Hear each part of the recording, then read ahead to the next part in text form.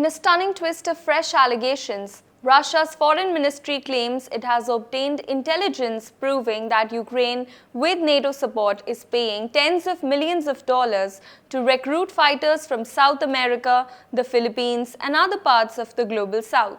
Moscow says these recruits are being flown to Germany, processed through a Berlin-based security firm, and then sent straight into Ukraine's frontline trenches. Kyiv and NATO have not commented. Germany denies any wrongdoing, but independent investigators confirm a sharp rise in Latin American casualties on the battlefield.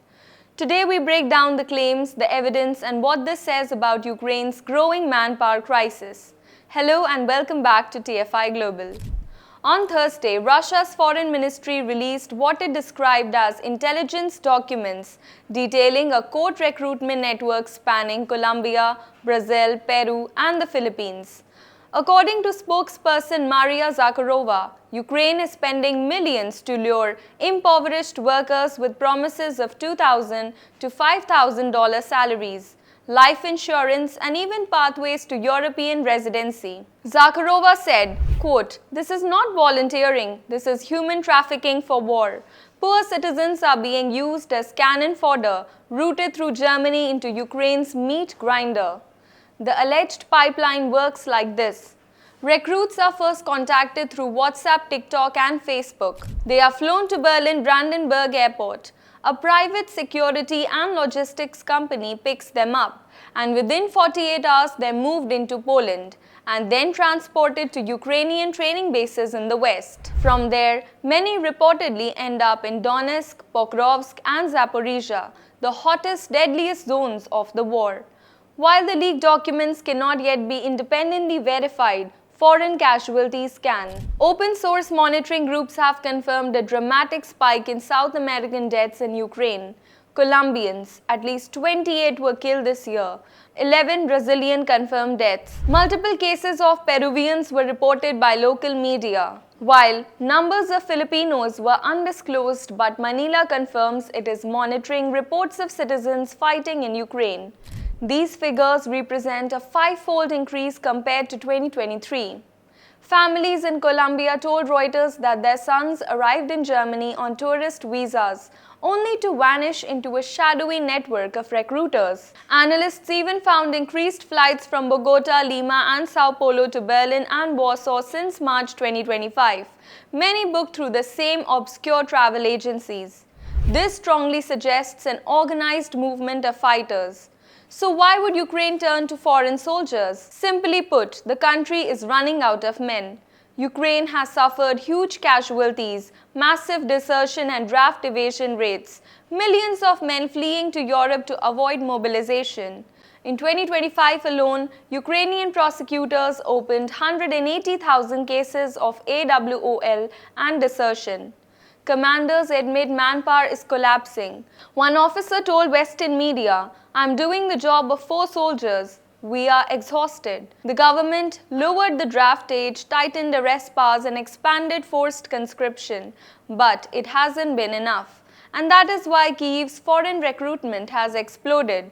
In fact, Ukraine's International Legion now includes more than 8,000 foreign fighters from 72 countries, with South Americans making up almost 40% of new recruits in 2025. For many, it's simple math. A Colombian ex-soldier earns $300 a month back home. Ukraine offers $3,000 to $5,000. But what recruiters promise is very different from what the volunteers face. A Colombian sergeant who survived the front lines told CNN, "They said we'd do security work. 2 weeks later, I was in the first assault wave outside Pokrovsk." One of Russia's most explosive claims is that the US itself is running a recruitment program in the Philippines. Moscow told the media that a Florida-based security company handles contracts. Recruits are trained at a facility near San Fernando.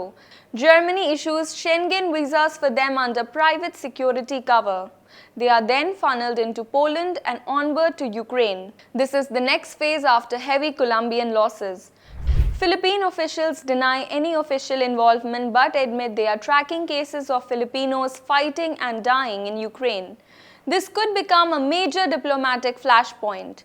NATO exploits poor nations, trapping people by showing the dream of a better life and pushing them to the war front without even giving them proper training. Independent network confirms that the casualty data and flight records do show a genuine rise in foreign fighters dying in Ukraine. The truth is that Ukraine is genuinely relying on foreign manpower to survive. With both armies stretched thin, the war is increasingly being fought by people far removed from Kyiv or Moscow, people drawn by money, desperation, or deception. As the war enters yet another brutal winter, Ukraine faces the same question every overstretched army eventually confronts. How do you keep fighting when you're running out of soldiers? Foreign fighters may provide temporary relief, but they also reveal the war's harsh reality.